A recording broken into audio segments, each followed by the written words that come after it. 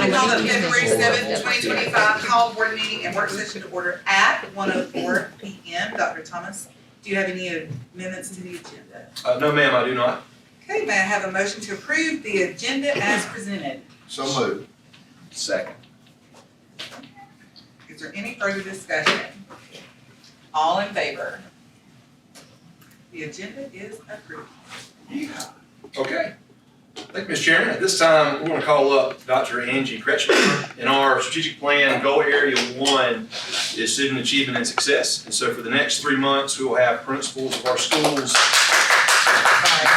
Thank you. share information about their schools, what's going on academically, what's something that is going on that's not in an academic realm, and then something they're still working on. So we've got Dr. Kretschmar, principal of Hill City, and then she will be followed by Mr. McCannon, principal of Pickens High School.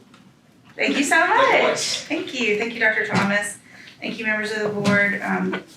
Chairperson Gibson, thank you for having me so that I can talk today about the great things that are happening at Hill City. I just want to show the first picture here is just some of our kids in our STEM lab. And we are so excited. We just received a $10,000 grant from Project Lead the Way with a generous donation from Huber. And so in our STEM lab next year, we'll actually have modules that have come directly from this phenomenal STEM organization. So you may still see us with cardboard, but we're actually going to have some really awesome STEM modules in our lab next year. So we're very excited about that.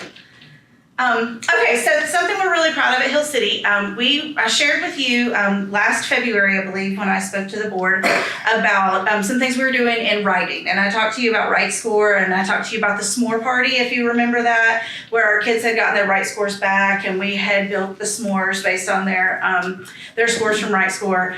And so we had a phenomenal increase in our ELA scores at Hill City last year. We had a 7.57 point increase in our ELA for our 3rd and 4th graders, which is really great.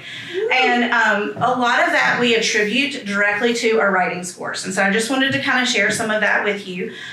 So you'll see on this chart here, the lighter blue color are our 2023 writing scores and the idea and the domain of ideas. So when they put the CCRPI scores together, ideas counts twice.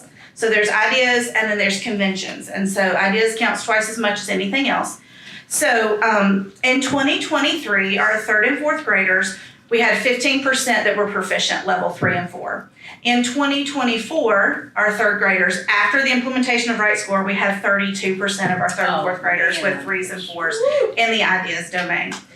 Now, when you look at 2s, 3s, and 4s, which we still get points for, because we get points for those developing as well, we were at 55% and then we were at 65% after the implementation in 3rd grade. So just phenomenal there. And then the same information for you in 4th grade. We had 10% of our students in 3 and 4 prior to Right Score, 22% of our students in 3 and 4 after Right Score, and then 2s, 3s, and 4s in our 4th grade, 55% prior to and 62% after the implementation of Right Score. So we really feel like the Right Score curriculum that we used was just very beneficial in helping us to increase our reading scores. So we're very excited about that. All right. Also, when I was here last, I talked to you about some of the things I was looking to do for Hill City in the next 5 years. And one of those was Leader in Me. Almost immediately after I left, I think Google was probably listening to me. I received an email about applying for a grant to become a Leader in Me school. So we did that. We applied for a Leader in Me grant, and we were awarded a Leader in Me grant. It was a total of about $130,000 over a 3-year implementation period. So at Hill City, we are in the first year of implementation of Leader in Me. This is a non-academic endeavor for us. We are very excited about some of the things that are going on with Leader in Me. So this year we are teaching our students the 7 habits of highly effective people. So how to be proactive, how to think win-win, how to seek first to understand, then to be understood, how to synergize, how to sharpen your saw, take care of yourself. All these types of things that we're teaching those skills to our students. We also have started leadership roles in our classroom. So all of our students have leadership roles in their classroom, things that they take ownership of. We have playground patrol and cafeteria captains and all these different things. So everybody has a job, something outside of education that they are responsible for in their classroom. And so just growing those leadership capabilities in our students. And then we're working with our students on goal setting. And we actually are working on some school goals. We're working on attendance and behavior. We've started positive office referrals where our students are able to earn positive office referrals.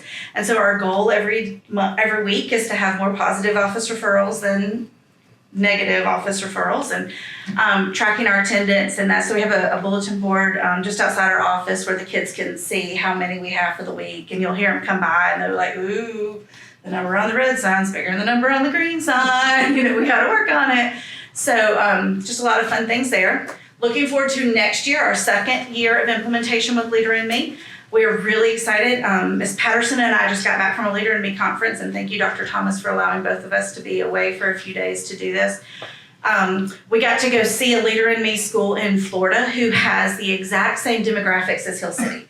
So they are a lighthouse school. They have done Leader in Me, they've implemented, and they have been recognized as like doing it all correctly. So we got to go see what was going on in their building with students, a population of students just like ours. And we also got to have some great breakout sessions and just learn from a lot of people. So next year, we'll be working on what Leader in Me calls WIGs, Wildly Important Goals. We'll be making WIG goals for our students and our staff and our school. And our children will create leadership portfolios where they will keep their goals. They'll track the data for their goals. That will lead us to student-led conferences where the students will be able to take their leadership portfolios and talk to people about what they're doing. And then we also will be having school leadership roles next year where the children will actually have applications and apply for jobs within the school. So those are just kind of next steps for us with Leader in Me that we're very excited about. Yeah. Yes. And then lastly, an area of something that we're still working on. For us, the area that we did not grow in this year in CCRPI was where the percentage of our students reading within their Lexile stretch band. Currently, we have 58.85% of our third and fourth graders who are reading within their Lexile stretch band. That is down 0.43 points from the year prior. Now, I realize that's not even a whole half a point, but it should be going up, not down, right? So, I mean, it's not where we want to be yet. So some things that we're doing, we're very excited about our benchmark advanced curriculum and the level of deep questioning that has for our students. And we are already seeing a lot of growth with comprehension. We are also working really hard to make sure that we're reading both deeply and widely. So we're reading not only on a child's reading level, but also giving them much greater exposure to the grade level content reading as well. Because the milestones test is on a third or fourth grade level. Even if they're reading on a first grade level, that's, they're still gonna have to read it on the milestones that way. So we're working really hard at that. And we're also very excited about some schedule adjustments that we have already figured out for next year so that we can blend right score, which we had such great success with, and benchmark, because we've really had a hard time this year giving fidelity to the benchmark program, but still finding time to do the right score, which we know was so beneficial to us and our students. So we've adjusted some scheduling things for next year so that we can carve out more time to make that happen for our students. So with that, do you have any questions? Wow. I personally, aside from the Bible, 7 Habits of Highly Effective People had the most impact on me over the years. And I am just thrilled that you're presenting that to kids. I think that will just be fantastic for them. Yes, we're very, very excited. It's neat to hear the kids use the language. I was directing traffic, standing out in the middle of the road directing traffic one day, and I hear these 2 second graders having a conversation. And this little girl goes, well, I don't know. I'm not sure if I'm supposed to be a car rider or after school, but I know that car riders comes first, so I'm just going to be proactive and sit on the sidewalk. And then if my dad doesn't come, then I can just go to after school, and then no one will be looking for me. And I just started in the middle of directing traffic, and everybody thought I lost my mind. So it's just like that. So yes, I agree. I think it's great. No, I cannot. Yeah, can you do that dance? No. But it's on camera. It is. You can replay it. Yeah. This whole program, and they're wanting you to dance. I know. It's all right. I'm good. We like to see her enthusiasm. Dr. Kretschmar, what's Yes. your opinion of the newest reading program? I like Benchmark Advance. I think, anything new comes with challenges of it being new and different. I think that it is forcing us to stretch and think about things in a different way. I think that we are finding a few adjustments that we need to kind of tweak and help some of our students. But ultimately, I think we are providing a better level of rigorous instruction, especially for our upper grade students, than we had been providing to this point. Thank you. Mhm. Thank you. Anything else? Dr. Kretschmar, thank you so much. Thank you. Thank you so much. You are welcome. I want to see that. Yeah. All right, Matt, your turn. If you don't have a dance, Well, I don't have a dance, and I can tell you I can't beat it because I have something a little special for you guys at the end. I'm excited to talk. Anytime I get an opportunity to talk about the high school, it's a great place and there's a lot of great things going on. I asked Dr. Thomas if I could speak for 45 minutes and he told me I only have 15. So I'm gonna try to give you the short version here. What you see here is part of our positive behavior intervention system is we have our quote that we give to our students every single day. We end our announcements. It is caught on, and it's kind of special to when we're talking to our students. When we're having our conversation, why do we not want to do that? It's because we want to raise the bar. So our phrase is "Dragons raise the bar." We have high expectations. We haven't got there yet. We want to get there, but every single day we want to raise that bar. When I meet with our faculty, this is something they see at the beginning of every one of our faculty meetings, is creating an equitable learning environment that engages all students. We don't want to stay in our silos. We want to look holistically at what we're doing at the schools. We want to make sure that we're reaching every single student and every single adult in that building. I say all the time with them, give them a place to stand and they can move the world. And we're really doing a great job of that. We have harnessed it and it's building some great things. So Dr. Thomas asked me to talk about three areas. What's one area that's growing outside of academics? And I'm gonna say our overall culture. It for me is we want every student, every adult in the building to belong, have fun, and learn. You look here, it starts at the ground of our custodians. What our Board of Education is committed to our custodians naturally transcends to what we're doing in the building. You're looking at the different pictures that we've had. I know it's been a long time, but bringing back the homecoming parade, bringing back a lot of the stuff that we're doing. Up top left, you see we had a guest speaker come in and talk to our entire sophomores, juniors, and seniors, talking about our culture, talking about leadership, and talking about peer improvements, peer involvement.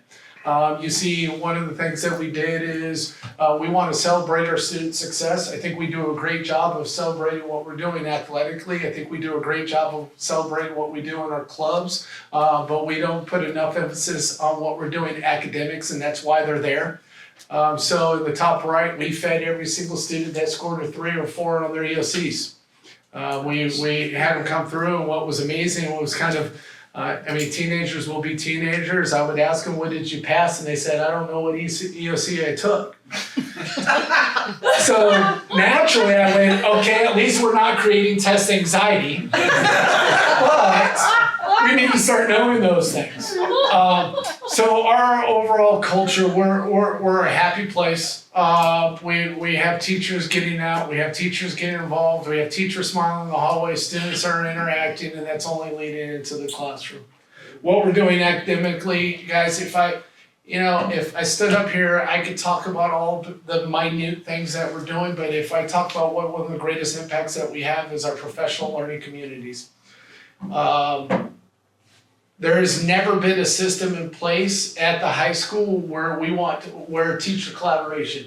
And there's a book, Dr. Thomas talks with us all the time in our leadership meetings, John Hattie. The greatest way to change learning and to create growth is teacher collective efficacy, getting those teachers together and talking. Getting those teachers talking about not just how are the students doing, but what mechanisms do we have in place for learning? What are we doing? What instructional practices are we using? So this is a room that we've created in the high school where it's kind of become a teacher workroom. There's coffee, there's tea every single day. We have snacks, we have candy. We got to the point that we're starting to order things probably about weekly for them, which is very encouraging. But what it's really doing is it's getting them talking about the students' academics and what we need to improve. And I think this has a direct reflection, and we've seen it in our EOC scores last semester. If we compare last semester's EOC scores to the previous year's fall semesters, we had a 1% growth in American literature, we had a 5% growth in US history, and we had a 14% growth in biology.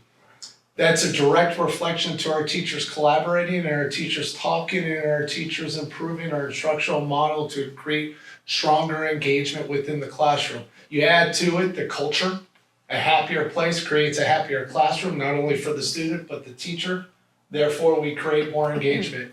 We talk about what we're doing here. We have decreased our discipline. Back in October, we had 159 incident referrals. In January, we had 23. Overall, throughout the year, we've had a 35% decrease in the number of discipline incidences. We've had almost a 20% decrease in the number of days that our students are spending in ISS. So if they're not in ISS, where are they? In the classroom. And if they're in the classroom, what are they doing? They're learning. So there's a lot of great things that are going on. We have momentum. Are we where we want to be? No. We understand that, but we're headed in the right direction.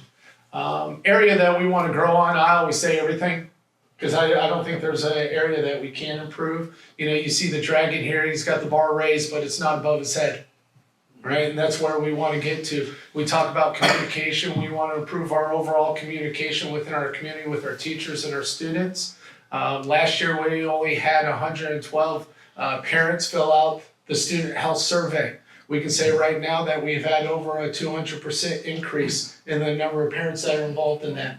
All right, and I think that's a large part of what we're doing with our communication, send out our monthly newsletters, sending out our emails. I know some of the high school parents, they've been getting blasted by Ms. Shaw's emails every 2 or 3 days trying to get their participation, because we want to know what the parents have to say. If you have a small sample size, we could talk about anything that research, a small sample size doesn't give you the true measure of what's going on. We want to increase it, and our ultimate goal is to have over 1,000 families that are participating in it. We want to harvest our leadership, not just within our adults, but within our students.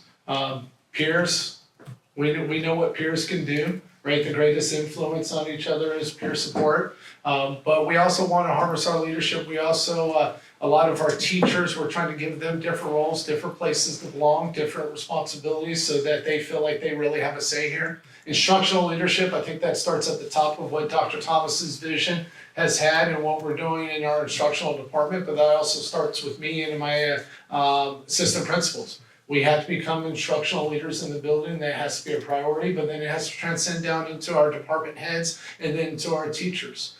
Staying ahead.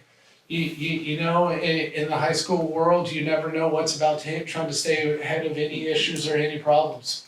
I think that's very important for us. And the last part that we're working on is our course sequencing. Going back to our silos, we want to make sure that we're involving all students and making sure that we can increase our rigor. We're looking at our AP pathways, trying to add some things in our AP. We're trying to reduce some of our class sizes in our gen ed population. We're trying to be physically responsible with our allotments. And then we're trying to help our special ed population too. So I think as we look at that course sequence and we look at the strength of it, making sure that we're informing the parents and making sure we're informing the students of what's next in that process, I think that's only going to lead to greater success in our students having more pathways and avenues to be successful outside of high school. So to say all of that, I have something special for you guys that I would like to share with you. Again, here you go, I'll let it play. We'll just let it speak for itself. You want to go ahead and play? This is our Dragon News. This is the weekly goes out to our school. Good morning, Pickens High School. I'm your host, Blake Tavares. I'm your co-host, Perrin Glasgow. Welcome to episode 2, season 2 of Dragon Den TV. Today is Friday, February 7th, and Pickens High School has had consistently freezing temperatures for the month of January and into February. However, school activities and extracurriculars plan to continue despite the winter weather. With that in mind, let's hear about some of the activities that will be taking place this week here at PHS. On Tuesday, our boys tennis team faced off against Fannin County High School here at PHS, and our basketball teams went against Johnson County High School as well. On Thursday, our boys tennis team played against Fannin County High School here at PHS, and our varsity baseball team traveled to Calhoun High School. Along with that, our varsity boys and girls soccer team went to compete at Murray High School. And today, our JV boys and varsity girls will be competing against Johnson County High School here at PHS. Our JV boys play at 4:30, and our varsity girls play at 6. Finally, to finish off the week, our varsity wrestling team will be competing in sectionals this weekend. Now with this week's news out of the way, let's get into what's happening at Pickens High School. Along with our academic classes, PHS offers a wide variety of career-oriented pathways. This list includes culinary, engineering, agriculture, sports medicine, construction, audio, video, film, and technology, business and tech, early childhood education, and many other fantastic courses. These classes encourage and educate students on potential career choices, along with introducing technical skills for both education and career development. Dual enrollment is another huge part of PHS. This program allows students to work and potentially earn jobs last time, by the way. in high school. Hello, I'm Perrin Glasgow, and I'm here with Miss Champion. Hi. I'm here with Miss Carborough. Hi. I'm here with Mr. Ellis. What's up, guys? And I'm here with John Lowe. Hey, guys. I'm your host, Blake Tavares, and this is Miss Moss. And what do you think's going well with the school in general?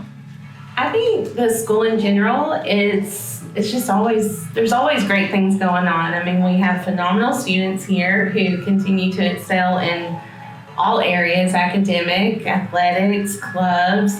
With the school, I think just rewarding students for good behavior, and just like last week, rewarding students who made a 3s and 4s on their EOCs will actually help improve our scores on the EOCs and make students take it more seriously. Participation and attendance. We were told yesterday that on average we have about 94% of our students on campus every day, and it makes jobs for teachers, administrators, and students much easier when everyone's here.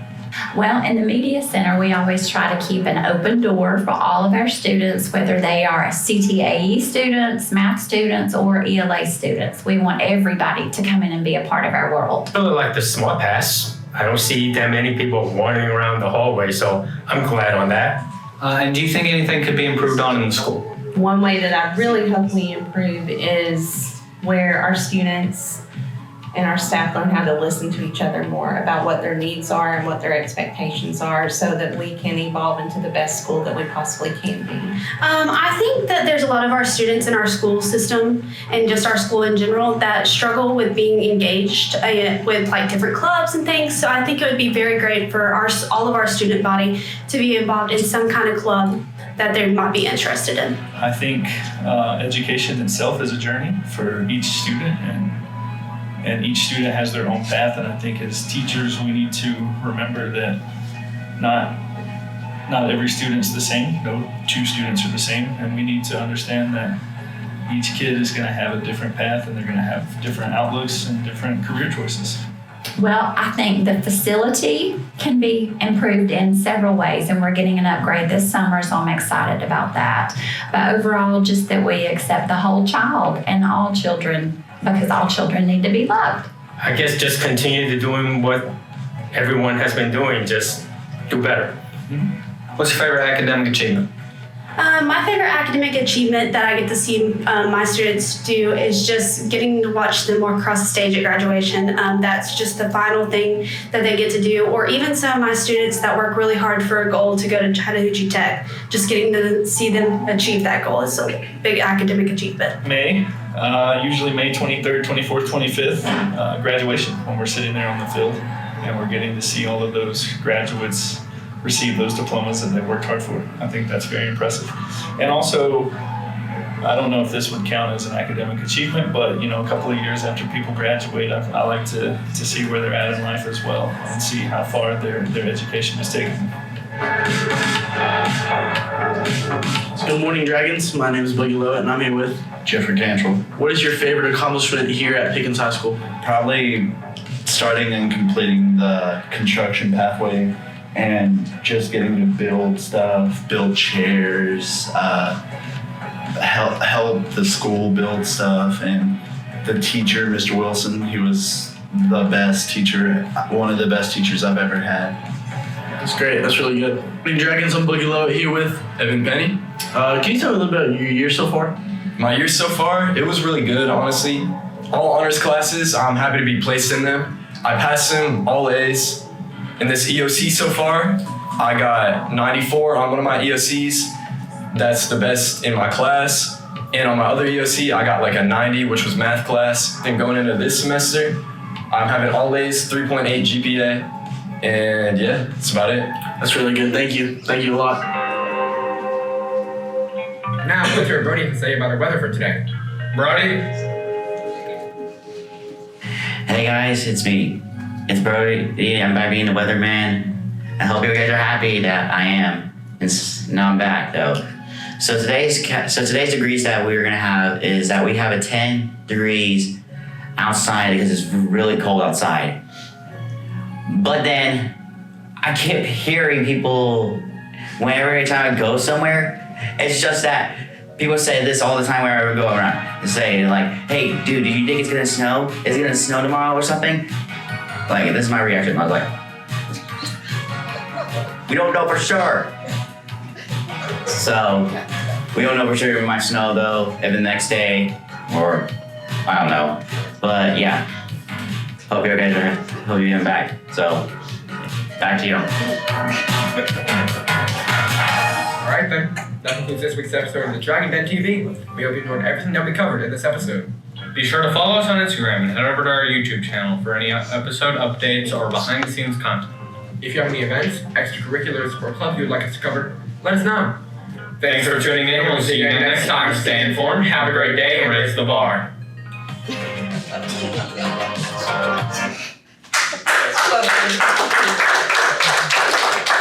So they put this together and we show it every Friday in school. They have a different episode, and you know the weatherman has become a cult sensation. Yeah, I see that. And I think the underlying part about it that's really special is as a person in our school that no one would have known if we didn't have something like this. And now there's probably 1,100 individuals that ask him weekly, what's the weather like?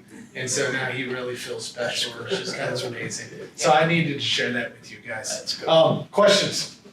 Yes, ma'am. I have a statement and a question. First of all, I'm so glad to see John Lowe back. Oh, he's phenomenal. He's doing a great just job. have a lot of people that really know what they're doing. Yes, ma'am. They said he's just We fantastic. love John Lowe. John's great. What did you communicate to your teachers that made, and I'm sure it's kids' behavior, I understand, but what did you communicate to your teachers about the disciplined office referrals between the first semester and second semester that helped trigger that drop? Well, I think it's, number one, we have a standard. And we're not changing our standard.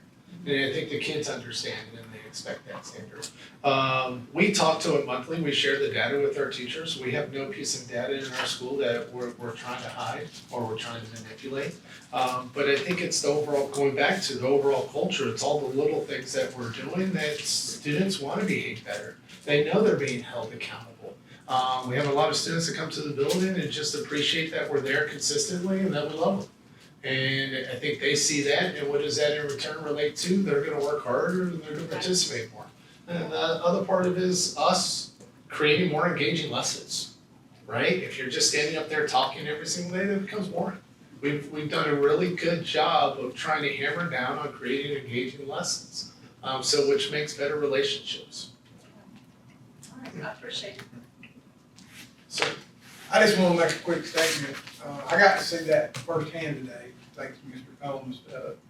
Standing outside his office and those kids walking by, there was not one head down. Everybody's head was up. They were all bright. They were all cheery. Eye contact? Yes. yes, hellos, smiles, and not only, how are you doing? Yeah. Oh my! right. He instigated a couple of conversations, but the kids were instigating conversations with us. That's It was great. incredible, so thank you. That's That was great. awesome. You don't always find that. No? Well, we're always willing to show it off if you ever want to show up. Good. Mr. Combs, thank you so Thank much. you. Thank you so much. So just a reminder, in February, we'll have Tate, Mr. Scott Stevens, and then we'll also have Ms. Miranda Combs from JMS presenting about their school. At this time, we'll turn it over to a guest speaker today. We've got with us Dr. Alan McCannon, and our goal area 3 is communication and engagement. And as we're well aware, we have our ESPLOST referendum on the ballot coming up in March. And Dr. McCannon has been having several conversations with us, helping us prepare for this. He's given us a great deal of support as we've started this process of getting our ESPLOST on the ballot. Dr. McCannon is a former superintendent and is currently senior vice president with Raymond James. And so at this time, we'll turn it over to him, and he's going to provide us with some information about really what we can and cannot do regarding SPLOST. And there is a packet in your handouts or in your folder that he'll also display on the screen. So Dr. McCannon, I'll turn it over to you. All right, thank you so much. Glad to be here. It was refreshing to see a meteorologist admit that he didn't know what was going to happen. So, I think he's going to be good. I think he's going to be good. Okay, so listen, we're here. First of all, I'm not an attorney. What I'm here to do is just show you the good, positive practices we see across the state. So we work with majority school systems. Majority school systems use their SPLOST dollars. Sometimes they bond, but even if they're not bonded, we usually share with them good, positive practices that you can do to get your SPLOST approved. Most places it's not very difficult, but Dr. Thomas, we met several times. He said, hey, why don't you just come and go about 20 minutes? So I'm going to go 20 minutes. I'm not going to go any longer than that, okay? But it's an honor to be here. It really is. It's great to see principals. It's great to see the great things happening. And I really enjoyed that. If you look on that really second page, it says some common issues regarding this. First thing, when you're talking about sales tax, particularly ELOST, when a lot of times we refer to it as ESPLOST, always make sure your constituents know it's a renewal. It's not a new sales tax. Sometimes your chief boss has not been very successful in certain places in Georgia because they see it as a new tax. So I'm not here to speak on the reasons why it has or has not been successful in places, but make sure they understand it's a renewal.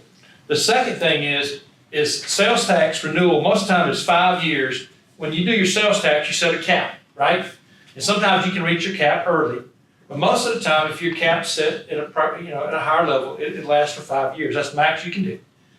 A lot of people don't realize this because it only happens every 5 years. A lot of times you have employees say, hey, why can't you use your sales tax for salaries? Why can't you use your sales tax for supplements?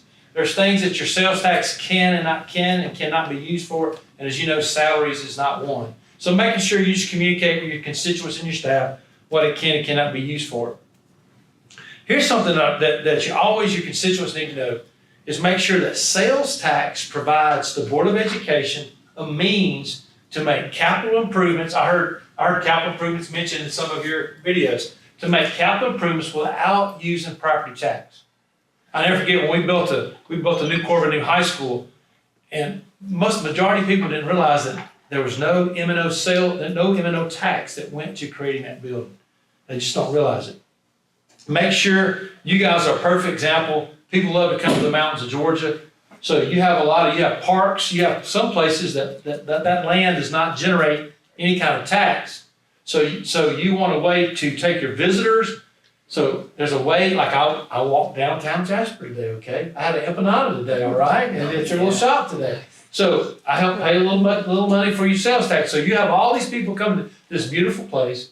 And if you don't have sales tax, you can't take advantage of that. So it's so important for you. Remember, large taxpayers love sales tax, okay? When people own a lot of property or land. Here's something you always should do. Always communicate your annual sales tax and mill values. So what that means is if you take your sales tax for a year, you generate about 4.2 mills.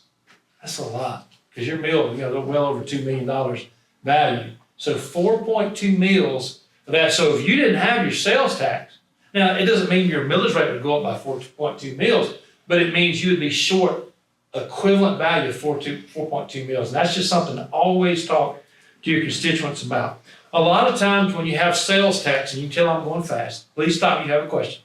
A lot of times people say, well, how is the sales tax going to impact our millage rate? Well, it's going to keep it down, of course. Also, sometimes when you're sharing that, remember, a millage increase and a tax increase are different, particularly for you new board members. So you can say, hey, we hope we'll get our SPLOST passed. We're planning on our millage either remaining the same or going down a little bit. But if you don't go back your full rollback, what do you have to advertise? Tax increase.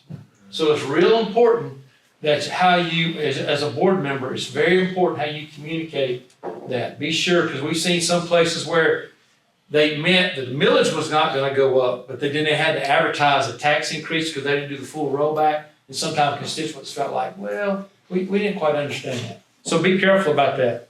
You know, always remember, on a side note, remember it costs 5 mills of tax to participate in QBE. You know, a lot of times if your millage is 10, really it's 5, because it takes 5 mills to participate in that.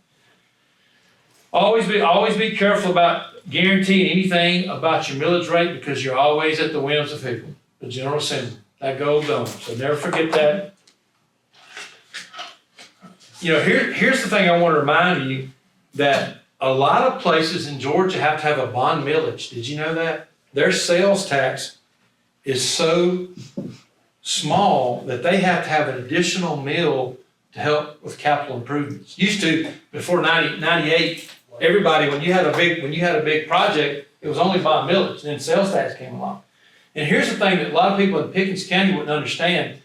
I came from Madison County, right on top of Clark County, Athens, poor.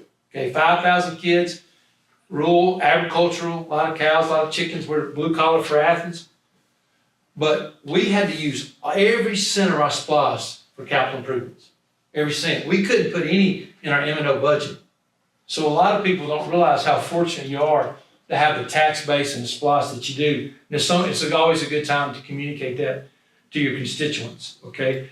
Now remember this: when you do an ESPLOST renewal, whatever you're planning on spending that money for, it has to be in that renewal that the voters will vote on. Okay. So make sure they understand this. Just because everything's listed in the renewal, it does not mean that you're going to do everything, because your sales tax can grow.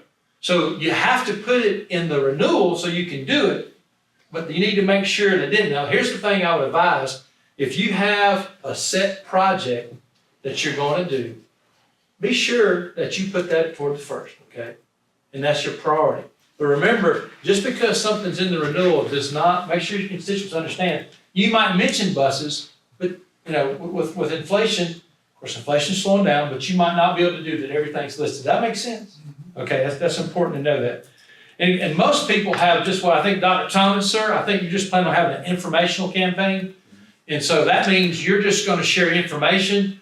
They used to have, particularly when it was just a bond millage, they had a campaign where they told people to vote yes. And when you tell people to vote yes, you have to register the campaign. You have to deal with this ethics, state. You have to have 3 reports. So most people don't do that anymore. And so long as you're just providing information, then you don't have to worry about all that stuff. All right, that was a quick rundown there. Any questions on that? Okay. All right, so let's look at the next page. What can your staff members, this is real important, what can your staff members do on this? So you can see this, you can develop and distribute information. You can have brochures, okay? As long as it doesn't tell them how to vote, it's just telling them the information behind it. You can provide information to the media. You can conduct programs in the community. The principals or the superintendent can have faculty meetings. Yeah, I saw that up there. You can post information on your website. You can remind employees to vote. We always want our employees to vote. You can remind them to vote. You just can't tell them how to vote. And you can also explain the failure to renew. You can tell you it's okay to say, hey, if this doesn't renew, this could lead to higher taxes. And then this is the vote yes. Here's all the things you do, but really, to be honest with you, since you're not planning on doing that, I don't think there's really a need to go over that. Okay, so let's flip to the next page. Here's the thing that you have to have if you want to successful. This is what Frank King my predecessor developed. This is what Mr. King saw, a man that did this for 20-something years. Board, you gotta be in total support of your projects. If you feel good about the projects, that's good. If there's not revenue on your projects, that's not good. Okay, groundwork has to be done in advance, that's being done. These systems can base a project on state funding and take advantage of things. You need to make sure that you're here listening to the community. The community has some input, please make sure you listen to that. Every project should try to be centered at the majority of your students, what can help them. But sometimes you have to build a new elementary school that maybe only a certain part of the population. We explain that. Here's two big things. Make sure your voters know what all you've built with SPLOST dollars. And sometimes they do a video. Might put a video on there, so the kids show. And so just go to some of those places. Matter of fact, we just had a great example of student videos. People love that. And it's a good reminder for the public to say, oh, that was built with SPLOST, this was redone with SPLOST, this was done with SPLOST. Remind them all the victories that you have and remind them to get you to help you with more victories, okay? So those videos are very important. And also make sure you're communicating with your elected officials, your media, and all the people all your major stakeholders in your community, okay? All right? Here's just a quick list of things. This is not an exclusive list, but here's things that you can do. And you can have facilities. You can do instructional things from textbooks. The key thing, you would have to ask your attorney on this. You can do textbooks if it can be depreciated, but sometimes software gets wonky. And I don't comment on that. I say talk to your attorneys on that because sometimes it's hard to depreciate certain types of software. But you got fine arts, you can do athletics, you can do transportation maintenance, debt service, and of course the big thing is safety. Everybody across the state. So all these things can be used for this. It's a plethora of things that you can do, and it's already made a huge difference and will continue to make a difference in this great community. All right? Now here's the next page, some rules and regs. So I'll use Dr. Thomas as an example, okay? If Dr. Thomas is at a Rotary meeting or a Kiwanis meeting or a Pilot Club meeting, and he's a member and he represents as the superintendent of the school system, and someone says, hey, Dr. Thomas, will you please speak and tell us why we should vote yes? I would say, my recommendation, of course, call your attorney, my recommendation would be this, don't do that. Say, hey, I'm here as a superintendent, this is kind of a part of my job, but I'll tell you what I can do, I can provide you information. So that's the same thing as a board member. If you're on a club and your title is board member, be very careful. Now, if you're at Sunday school and somebody says, "Hey, why should you vote yes?" You're just there as a citizen. Tell them why you vote yes. Okay, but be sure in your official capacity that you're very careful. Then make sure your employees, make sure they understand that when they're in their official capacity, they can provide information. They can't encourage anybody to vote yes. You might even have you could have seniors that can vote. And you can provide information, but you can't tell them how to vote yes. All right. So you want your employees involved, and you're not providing an informational campaign. You're only providing an informational campaign, and so you don't have to worry about those other things. So let's do the last thing. There's also something on there which the board wanted. Okay, and I told you I was going to stay within 20 minutes. When you vote for your SPLOST, you're also going to add bonds. Now here's the great thing about bonds. Bonds are something you don't have to do. You have to vote, you have to get them voted in, but they're not anything that you have to do, okay? Why did the board want to do bonds? If you're asked board members, if you're asked, well, why did you include a possibility for bonds? That's an easy question, okay? From 2018, from 2024, inflation on a project's almost been 50%. 50%. Now, we're all hoping, and I hope too, that inflation slows down. But bonds provide you a way that if you have a project, instead of letting that project double, it provides you a way then to go ahead and build at a much less rate than that, okay? For example, I was in a school system just yesterday, and they were wanting to bond because their last project, they didn't want to bond, and here's the project total, it went up 80%. It cost them millions and millions and millions and more dollars. And at the time they could have borrowed. Right time you borrowed about 3 point something % on 5 years, but right at that time it was about 1%. And so what you have to do is you have to be good stewards, okay? And so listen, and here's the thing, and we're not here to talk political at all, but the world's unstable sometimes. Things can happen that can cause prices to go up, and they can be outside the walls of our nation, our country, our boundaries, our borders. And so that bonds are something you put in place as to hedge against that. It's kind of like insurance, okay? But the main thing you need to understand, that the community understands, it's not anything you have to do, okay? There's no financial, you're not forced to do that. But I think you did make a wise decision, okay? So why are some reasons people bond? You build for current students, you prioritize your projects, you can do projects at one time. Economy of scale, if you have 3 major projects, you can combine those together, you're gonna get a better price than if you do one small project at a time. To give you, also, it helps you take advantage. I can give you some examples. Commerce City Schools, you ever heard of that? Commerce, Georgia, Jackson County. In House Bill 318, they had a 3-year look back to be low wealth. So if you were low wealth 3 years ago, that low wealth status goes 3 years even after you lose it. Commerce decided to combine a primary and an elementary school. When they went to apply, they did a 3-year look back because of bonds. They went from $6 million to $24 million. $6 million to $24 million from the state. They made $16 million being able to bond. And so it's very important that you look at what's best for you. Now let's hope. I hope your SPLOST grows. Hope inflation slows down, and let's hope that it's not really a need. But I can't tell you how wise a decision. I think it'd be easy for you to explain it to your constituents. So here's the thing I told you, man. I did it way under 20. I didn't stop either. Any questions? Please ask. Do you have any questions about this? This is a pretty popular thing here. I don't think you're going to encounter too much, but do you have any questions to me? Dr. McCannon, how many other districts have an ESPLOST referendum in March, would you say? We're helping about, that's a great question, Dr. Thomas. We're helping about 14 districts. What happened was, when House Bill 581, it's a lot of people were deciding to opt in or opt out. And so a lot of people are so engulfed in that, they were thinking about doing it in March and they put it on in November. So a lot of them have put it off till November. So if it wasn't for that, you would have probably seen another 15 to 20 schools. Gotcha. Okay.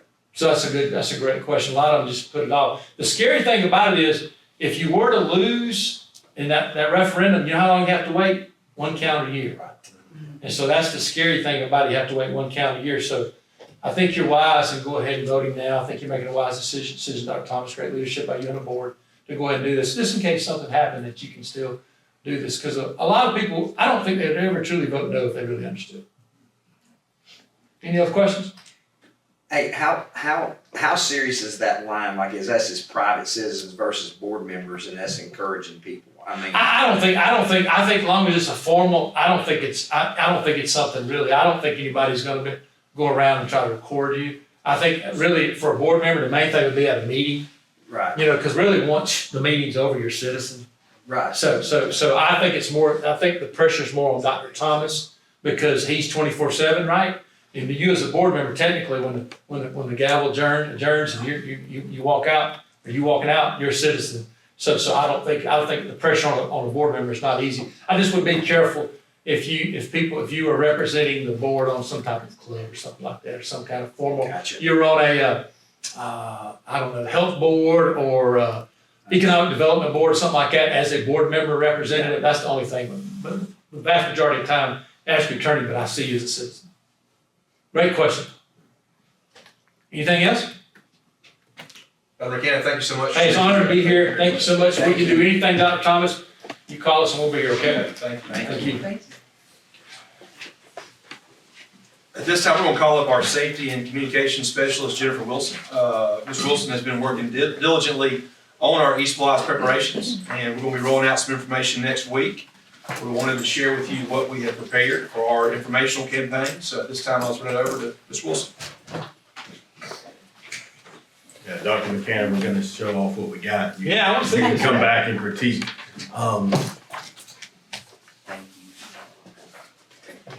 Never mind me while I drive. So what I just handed you was our social media campaign for the ESPLOST renewal. We have a campaign theme. It's a one cent renewal with endless possibilities. And we have established a timeline of how we're going to post and what we're going to post. So we will start next week with general information posts, and we will build upon those, interspersing them between graphics, actual videos that we've done with staff members, and then student clips as well. So with all of that, we also did a lot of work on our website. So we have ESPLOST specifically on our website. It's under menu. It's under 2 spots. So you can get to it by going to Finance and Business Services. But right now we also have a special drop down for it. So if you navigate to our website, again, we have basic information in here. We talk about continuing ESPLOST. Again, it's a renewal, it's key points, stating facts. We talk about that it's already an established tax, it's been around for a long time. And then we did a series of videos, and I'll let you watch them at your leisure. They're very short, they're about a minute and a half long each. And these will go out via social media as well. The first one is just an introduction to what is ESPLOST. And then the other 3 kind of get into spotlights on our one-to-one technology, our transportation, and maintenance and operations. Yeah, so that's, the start of those videos is pretty good. I was gonna say. I think I've seen the first one. Yeah, I was gonna say, maybe you just see one of those, then you can pass it, because it is Mr. Parker is starting off. Well, my fear is if for some reason it failed, then there you go. But we are trying to harp on the transportation technology and M&O, on educating. Like Dr. McCannon said, we're trying to educate people on what we do. Obviously, a lot of construction, a lot of renovation of schools, a lot of the big stuff people see, ag centers, stuff like that. But there's a lot of stuff people don't see that ESPLOST does, and actually probably at least half of what we do with it is in transportation technology or maintenance and operations. So we are trying to educate people on that. So, Chris, in this, your highlight technology, transportation, M&O, is one of these gonna be also some of those bigger capital projects that we've done? I think there's a whole area of that, right? Yeah, we have a gallery on that. Yeah. A lot of that. And then we'll have a period where we're talking about things we've done, the bigger projects too, and what we plan to do.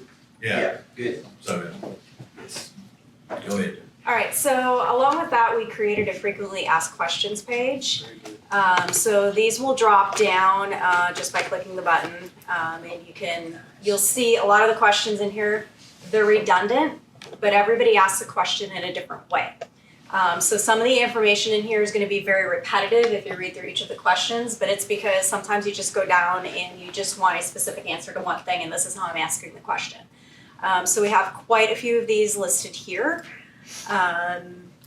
including when is the ESPLOST vote with all of that information with early voting. Any questions on FAQs? And then the fun part is our ESPLOST gallery. So what we did here is we took a large variety of photos of different things that ESPLOST has paid for. So like students on the playground, students working with Chromebooks. We've also interspersed them with videos of our students actually saying thank you. Yeah, maybe click one of those. Thank you for our playground! So they're very short and sweet. They're meant to be that way.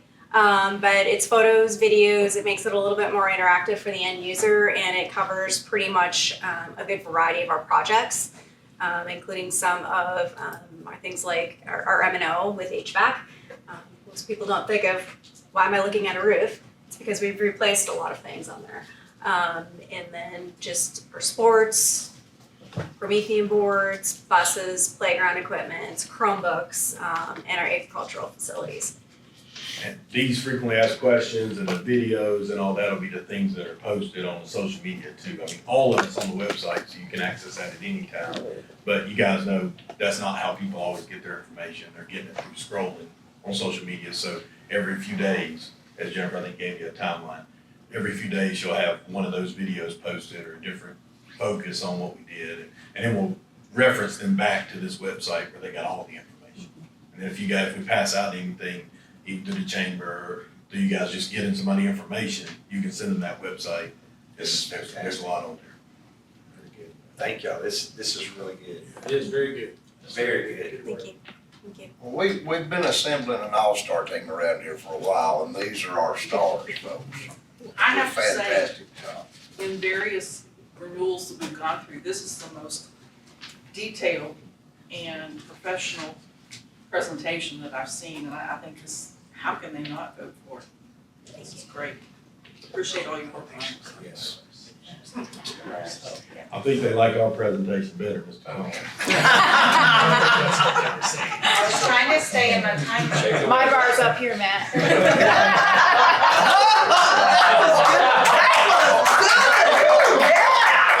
I can say, yeah, in Pickens County, I've been here a long time. Somebody pour some water on that. While the dragons are raising the bar, the dragonettes always seem to. I was just. I've been here a long time, I know. I was just referring to SPLOST. That's really good. But sidebar, the boys basketball team going for 25-0. Exactly. Never been done, ever. Just couldn't help yourself, huh? Yeah, you got. But the girls have only lost 2 games. Yeah, they have. Do you guys have any questions or comments for Jennifer or I as we roll this out? First post, I think, coming right after the board meeting next week. So we'll officially talk about this at the board meeting next week. We'll kick it off. I think the next day or that day, we're putting stuff out, and every few days from then until March 18th. That's what the plan will be. Yeah. Hey, this is not so much you, but in general, one thing that'd be helpful, Amy, that I think as we talk to people, I'd like to know how many years in a row have we dropped our millage, going back how far? Because as we begin talking to people about this, how many years in a row has millage dropped? Because I'm all on making this thing. This keeps property taxes down as long as we've got this in place, or it helps with that. So if we could have that number, that would be helpful. Or maybe even something showing how it's went down. Okay, I can give you that. Yeah. A graph, maybe a graph showing. Yeah, a graph or something. A fantastic condition. I want to say that's awesome.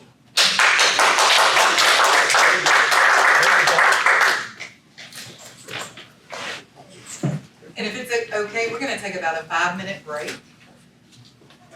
Work session, Dr. Robert Keller and I, and actually Mr. Combs, we have had several conversations over the course of these last few months about some possible opportunities for our students. And Mr. Combs and I actually visited Dr. Keller's Land Conservancy off of Steve Tate in early January, and we're able to lay our eyes on what we've been discussing for several months. And Dr. Keller is going to talk to us today about how we can expand opportunities for the students in our district. So Dr. Keller, I'll turn it over to you. Okay? Thank you, Dr. Thomas. I certainly appreciate it. Amy, thanks for having me. Guys, I don't know if you noticed the earth moved when Amberly walked in the door. This was, for her to come back to the school building, it was something else. That brings back lots of memories here.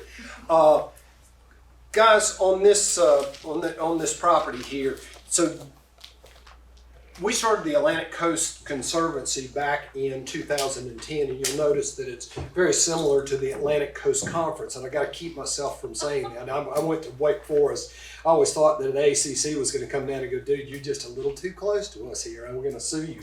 But we started in 2010, and we've been very prolific. We've conserved about 135,000 acres of land in 18 states. We've done quite well.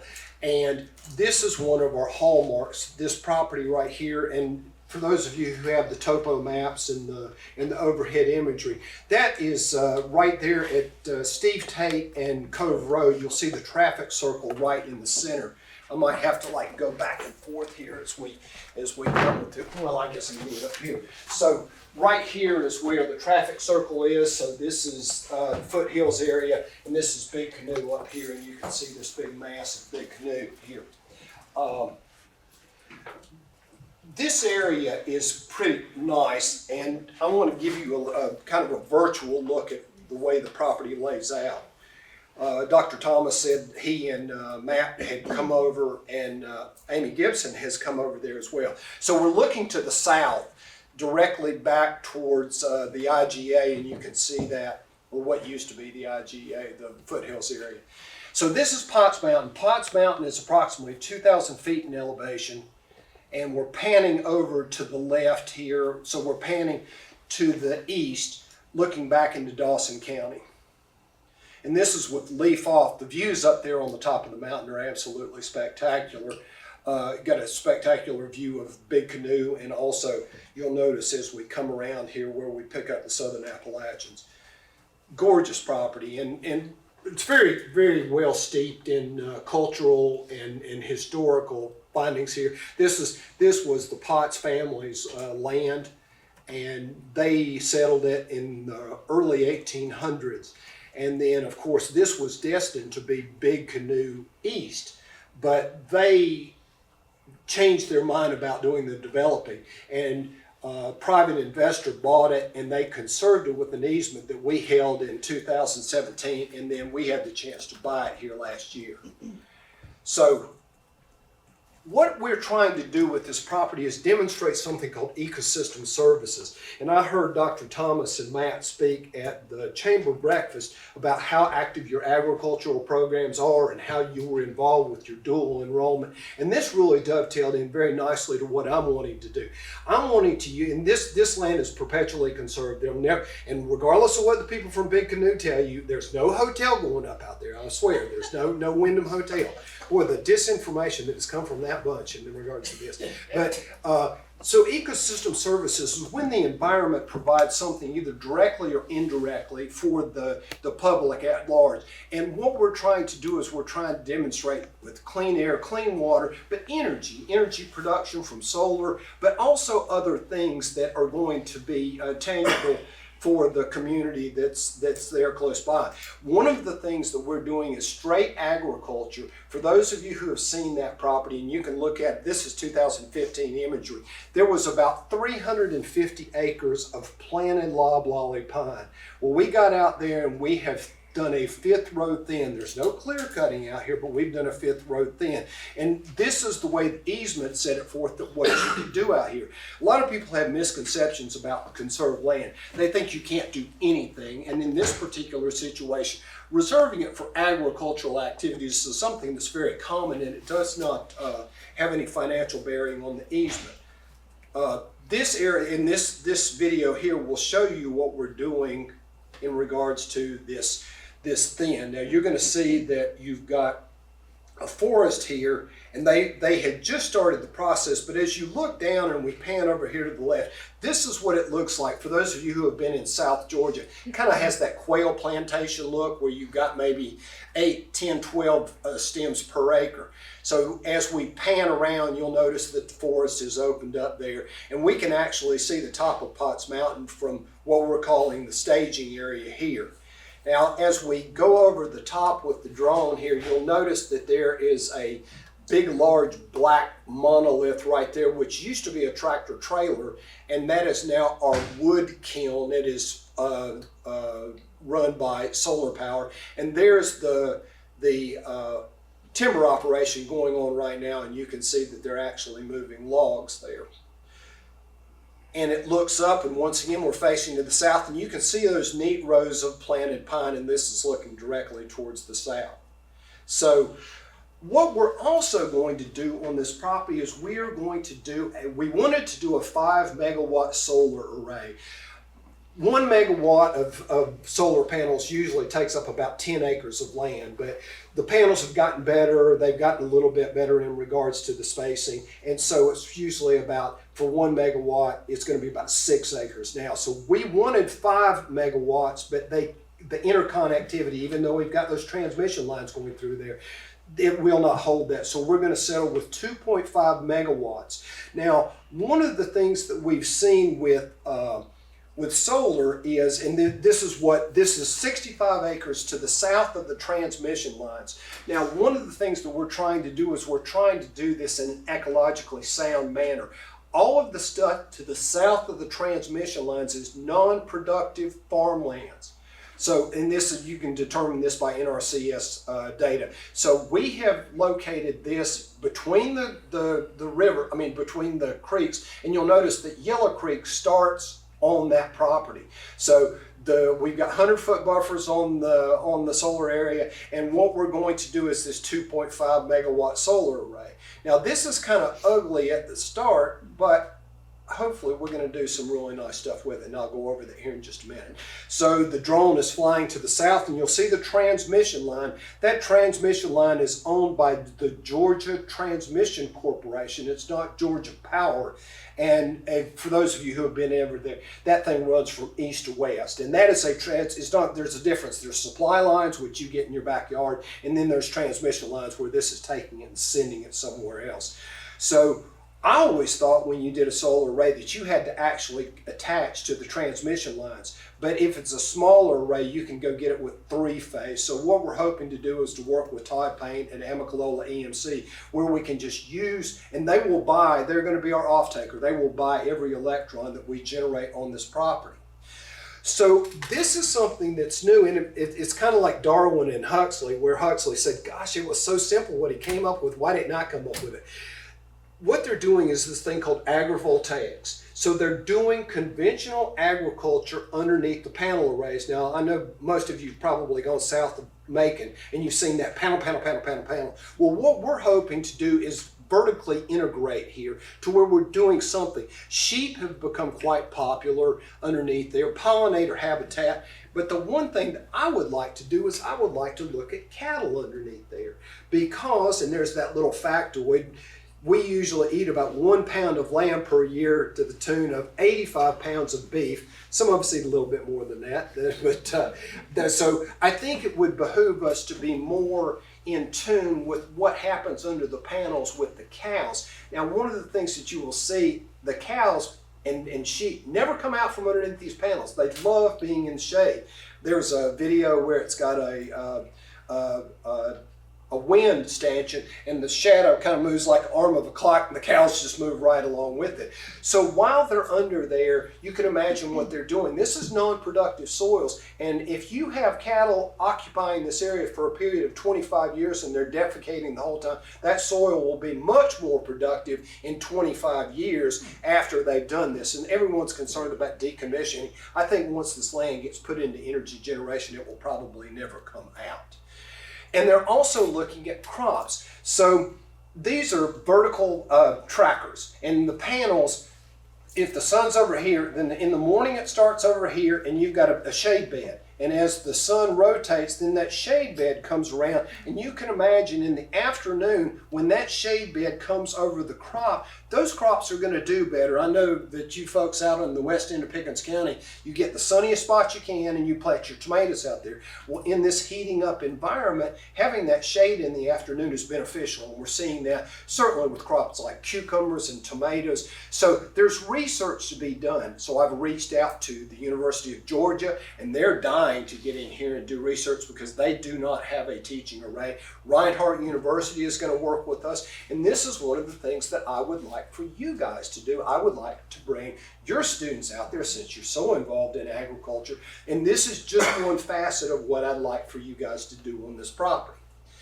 The other facet, and for those of you who know me, I'm very entrepreneurial. I want to see how you can make money. And one of the things when we go to these conferences on agrivoltaics and they talk about saving farmland, the farmers stand up there and they don't use good words, but they basically say, heck with the farmland, save the farmer. And what they're looking for is they're looking for revenue streams above and beyond just trying to raise crops. And one guy told the story that if everything went perfect, even with the subsidies, he was still going to lose like $300 an acre on his corn crop. Being able to do something like solar, so we'll be able to send their kids to college, they'll be able to have go to the mailbox and get a check. So these are important things that you diversify this revenue stream. One of the things that we're doing out here, and all of this has the tagline of on perpetually conserved land. We're going to harvest timber on perpetually conserved land. We're going to generate solar energy on perpetually conserved land. And this wolf scratch firewood, and most of you know that that was called wolf scratch in that area, this wolf scratch firewood is sustainably harvested on perpetually conserved land. We will never have to cut a tree, one, because there's so much natural blowdown, and in this dynamic ecosystem that we have, we will never have to do that. So what we're doing is we've got that big black thing is a solar kiln. So we're bringing the logs in, we turn them into rounds. We have a couple of log splitters out there, vertical log splitters that we've got, and this is our operation here. And the drone will come down, and you'll notice that right off the bat, you're going to see that kiln. The people from Big Canoe generously left that for us. So Gary Hammond, my board president, says, Robert, you know what you ought to do is paint it black. And we've been keeping an eye on the temperature as it goes forward. This has turned out really well, and the firewood dries pretty quickly. So what we've got here, and as we pan back around here, this is our vertical log splitter. They cost $15,000 a piece, and we've got 2 of them. And you'll notice, so the logs come in, they cut them into rounds, then we split them into to firewood. And we're going to sell this firewood in a couple of different ways. They've got kind of a gourmet firewood these days. It's in a box. It's probably about 12 pieces, and you get to put a box of matches in there and some pine cones to start the fire, and what we used to call fat firewood. I think it was PHAT, which was cedar. And we're going to plant, and they've been selling that for basically $100 a box. And I feel like I've kind of got a captive audience there at Big Canoe and Bent Tree. But these are the things I would like for your students to understand, that there's money to be made out there. Now, this is another student that came through the Pickens County system. This is Jeff McCannon. Jeff, we have made him kind of a superstar here. He is an artisan welder here, and he's making our firewood racks. And you'll notice in the center there's a firewood rack that we sell with the firewood, and then over on the right is a IBC container cage that holds firewood that we're providing to the Lucky Hare up at the north gate. We like this. I don't know that we're ever going to get wealthy off the firewood, but this is another revenue stream that we wish to explore. This is probably one of the more exciting ecosystem services things that we've come across here. So on this property, there was a historical cemetery, and there's like 9 people buried out there. This was the Potts family cemetery. And if you look at some of the descriptors, it says something about there was vandalism or something. Cemeteries don't normally get vandalized, but they get old and they lean and the tombstones fall over. And if you go past the Methodist church, boy, you can see what happens to tombstones that are left alone. I've had more fun scrubbing tombstones and straightening them up, but this historic cemetery, it's not just the cemetery, but the history. Evidently, old man Potts had killed one of his slaves and buried him up there somewhere. And so having this cemetery really kind of set my mind in motion in regards to doing what is called a green cemetery. And folks, most of you think that when you die, you have a binary choice. You could be put into a casket, which is put into a sarcophagus, which is put out into a cemetery, and then they put a big stone over you and nobody comes and visits you. Or you get cremated. And this is a third option, and they called that other one a traditional burial, but this one is the traditional burying. They put you in the ground unembalmed and you recycle.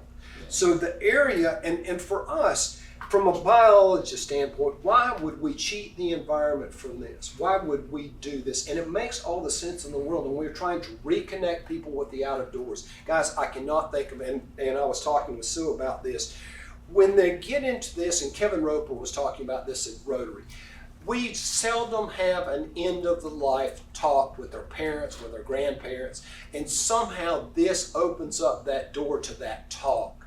When you're sitting there and you're going, I'd like to make you a coffin, or I'd like to make you a casket that you could be buried in. And arguably, we don't want to be dealing with that on what could be the worst day in our life when our parents or our grandparents pass away, and we feel like this is going to have a multifaceted benefit. But in this particular situation, this is our historic cemetery, and we think having our green cemetery across the internal street from this, and this, you can see the tombstones are all nice and white and shiny and straight now, but that was something we did. And the genealogy, when I was at Wake Forest, being in a college, we went out and studied life expectancy curves. The Moravians had what they called choirs, where the children were buried in one place, the men in one place, and women in another place, and you looked at the life expectancy. This is a wonderful opportunity to look at genealogy, to look at burial methods, to look at history, to reconnect with a lot of this stuff. And I think if we get the kids out there, that this is going to do a wonderful thing for them. Now, in my land conservation work, I use geographic information systems and remote sensing extensively. So what we've done here is we've set up, and on the right-hand side there, you'll notice a green polygon. That is an 85-acre, that's the boundary of our cemetery. And there on the left-hand side is a blow-up where the historic cemetery will be. By Green Burial Council, we will not bury more than 300 bodies per acre. In the funeral business, they call an acre the $1 million acre because they can bury up to 1,000 people. So the density is much less. In that forest that is there, and you can see that there's a little bit of conifers there, there's some pines, and those aren't planted, those are naturally occurring pines, but the majority of that is an oak hickory forest. We're going to be doing some burning out there. We're going to try and maintain this. But can you imagine taking a walk with your kids out there going, that's where I want to be buried. I want to be over here. What do you think about that? So this to us has a lot of good benefit from it. And I'll go into some more here. Now, for those of you who have been here a while, this used to be the old Wildwood Academy. Across the street, and for those of you on the map, this is on the west side of Steve State Highway. So there were several classrooms, and they took a lot of the classrooms out of there because they were trailers. But there are 2 big classrooms there, and this place was left unattended since 2017. Why somebody did not go in there and vandalize this place, I don't know. But the toilets were in one piece, the sinks, the mirrors, everything was left. So we had to do a little TLC. So in the 23rd of February, right when we purchased this property, this was what we're calling building number 2. Building number 2 today looks like this.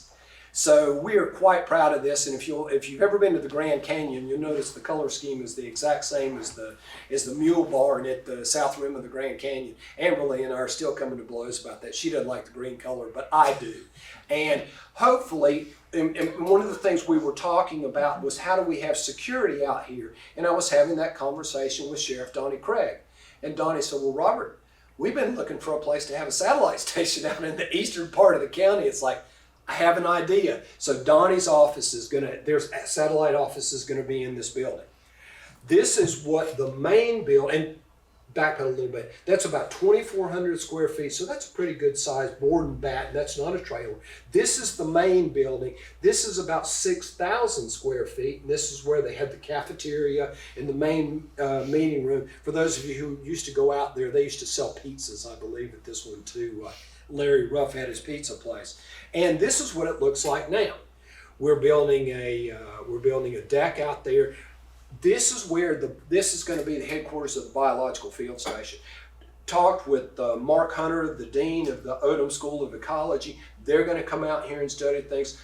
Birds, Georgia is wanting to come out there. You'll notice that we've got signs up that reads, this is a bird sanctuary.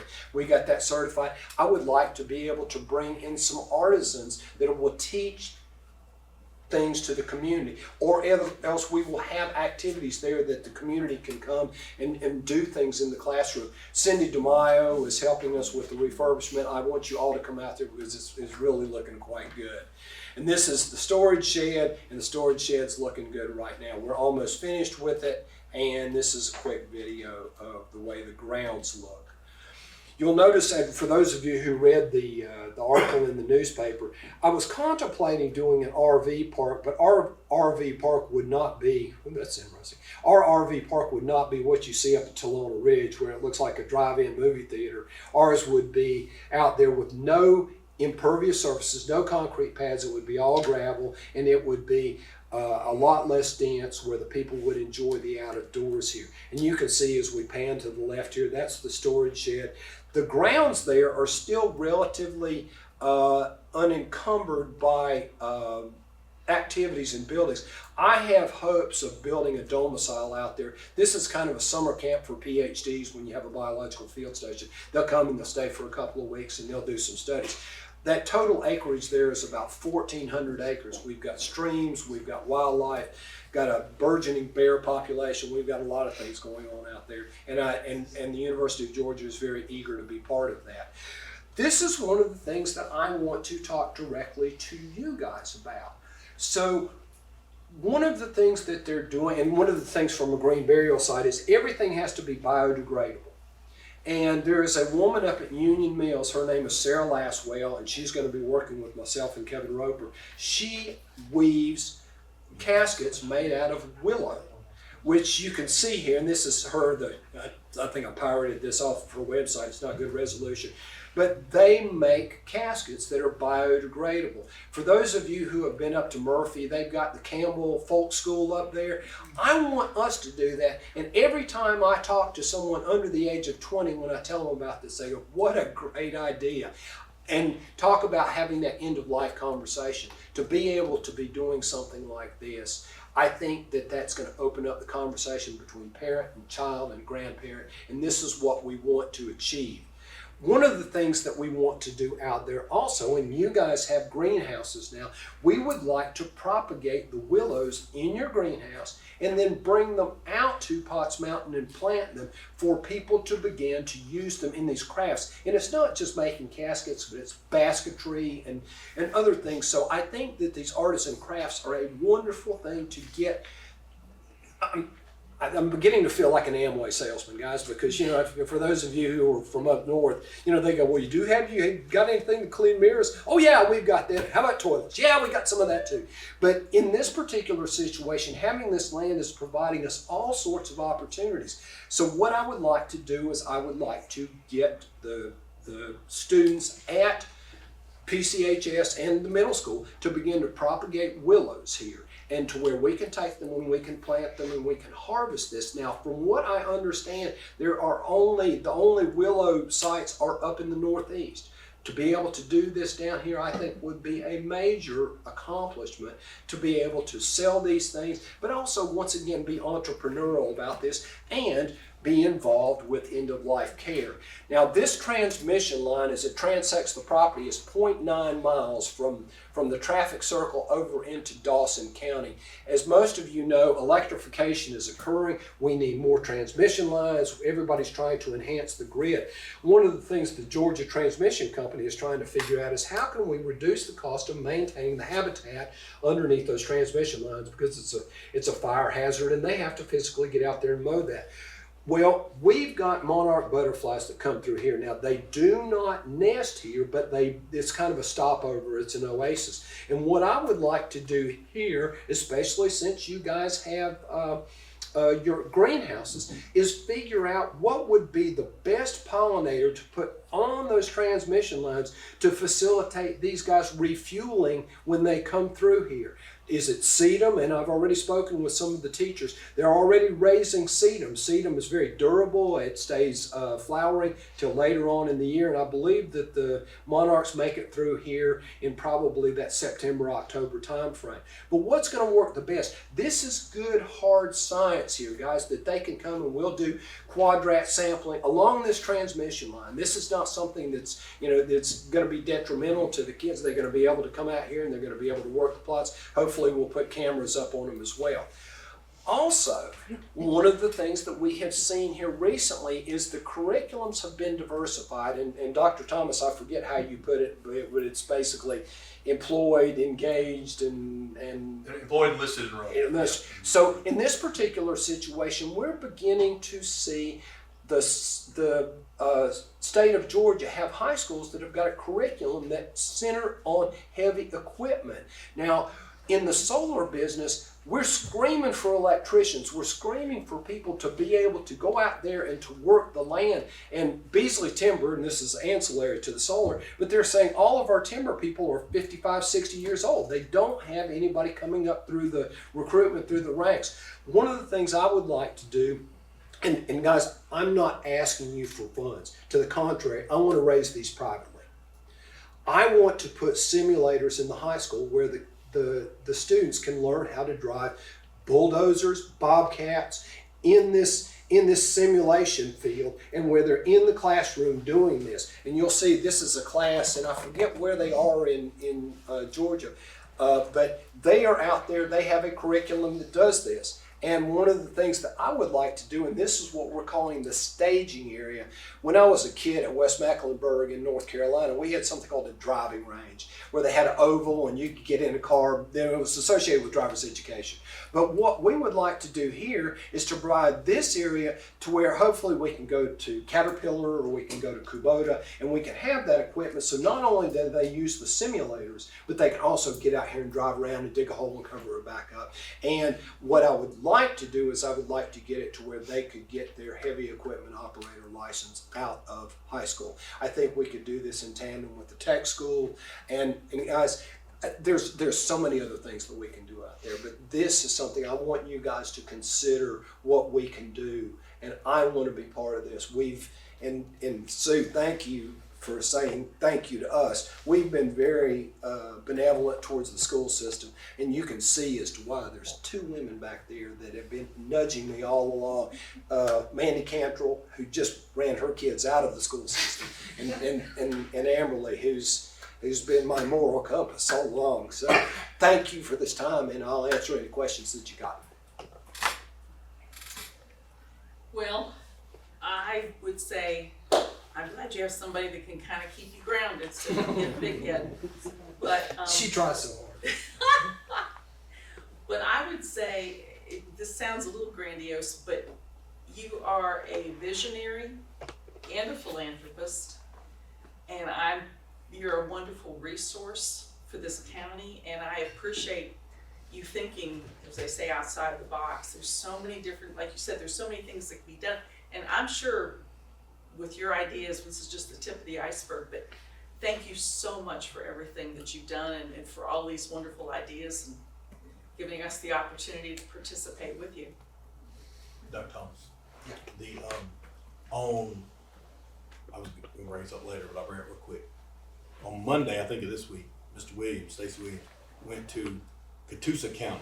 Catoosa County apparently has the best career center in all of Georgia. That's what they tell me. And Mr. Williams went with Daniel Bell and Miss Chris Parker and maybe some others. And they toured it. One of the things we like to do in the next ESPLOST, assuming it did pass, is look at the possibility of more career things. Things like the Bobcat training are things that we can see in these buildings. You need space and you need resources to do that. So I thought combining the ESPLOST discussion with what Dr. Keller just presented, I want to bring up, make sure people know that that is in our plan to increase those offerings and have more space for career offerings. But that's contingent on the ESPLOST, I think. But I think when we educate people on the ESPLOST, we got to tell them what we're planning to do, right? So that's one of the things I think Mr. Gartrell actually recommended in the planning process. So we send a team to get some information, and assuming that goes the way we want it to go, we'll have more information in the next year or 2 on that. And that will include more things like that, because he's exactly right. We do need more people that can drive Bobcats. There's a lot of career education, and that's one of the things we're seeing more of. And we don't have to talk about that now, but I thought it was a good time to bring it up. In regards to the school, and I've seen it many times, and I can't remember which county municipality it's in. But when the a news report about that was first published, I probably had a half a dozen people send that to me, saying, "Hey, could this be something?" And I'm thinking, well, it'd be fantastic. How? This is the how. This would be the how, because there's a demand for it, especially here. Yeah, especially the kids from the west side of the Pickens County that have been driving heavy equipment since they were about yay tall too. I resemble that. Yeah, I know you do. I know you do. So does Amberly's whole family. Any other questions or comments? Dr. Keller, thank you. Thank you for coming in today. Thank you for being so generous with your time and allowing Matt and I to go up and lay eyes on your conservancy. So we're excited about the possible partnership. We certainly think our students could benefit from your generosity and look forward to working with you. Well, thank you. And you guys are doing a bang up job. The kids, we've got a great school system here, and thank you all. I love to go up there and see it. Anytime I'll take all of you. Bring Mr. Taylor with me. Yep, sounds good. Thank you, sir. Thank you.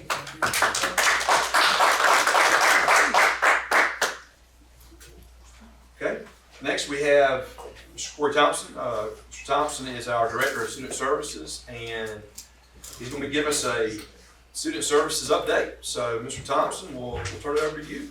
All right, thank you, Dr. Thomas. Thank you, board members. Excuse me.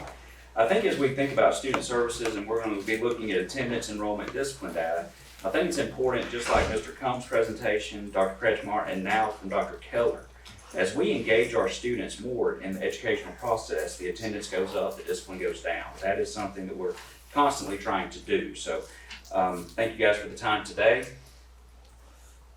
As we are looking, this is, most of this information is for January of 2025 only. If not, I will specify. But if you look at our average daily attendance for January, you can see in 24-25, all of our schools except one had a higher average daily attendance than in previous years, or than last year rather. And then our overall district attendance was also up from January of 24. If you notice, Harmony is the one that was a little bit lower, and I do know in that school they had many cases of the flu there towards the end of January. The next slide here, we're looking at the enrollment and withdrawal summaries from August the 5th until January 31st of this year. So this is this school year's numbers by school. Now, when we looked at this back in the December numbers, they looked a little bit more optimistic for us. But what you've got to remember, especially at the high school level, is at the end of December, we did have that end of the first semester. So several students weren't leaving because they wanted to make sure they got their course credit before they did that. But as we look at that, overall, our district has 26 fewer kids now than we had on August the 5th. Now, that was pretty alarming. So what I did is I looked at last year, the same amount of time. So this slide is August 5th of 23, which I did believe was a Saturday, but I did want to be consistent on the days. And then until January 31st. But there we were also down 7 students. So as I looked and thought through and spoke to Dr. Thomas, Mr. Parker, you know, several things happened to us this year that impacted it. The tragedy at Appalachia High School, we had several students in September withdrew to homeschool for a brief time. Several came back, but not all of them. With you guys' support, we have cracked down more on our discipline processes. So a lot of times if students at the junior high or the high school were going to receive a consequence at the alternative school at Pace, there is the option that they withdraw to homeschool for the same amount of time. So that may also increase some of our homeschool numbers. And then last year, the state legislation had changed some of the Mountain Ed regulations or rules so that students could not enroll from one public high school directly into Mountain Ed.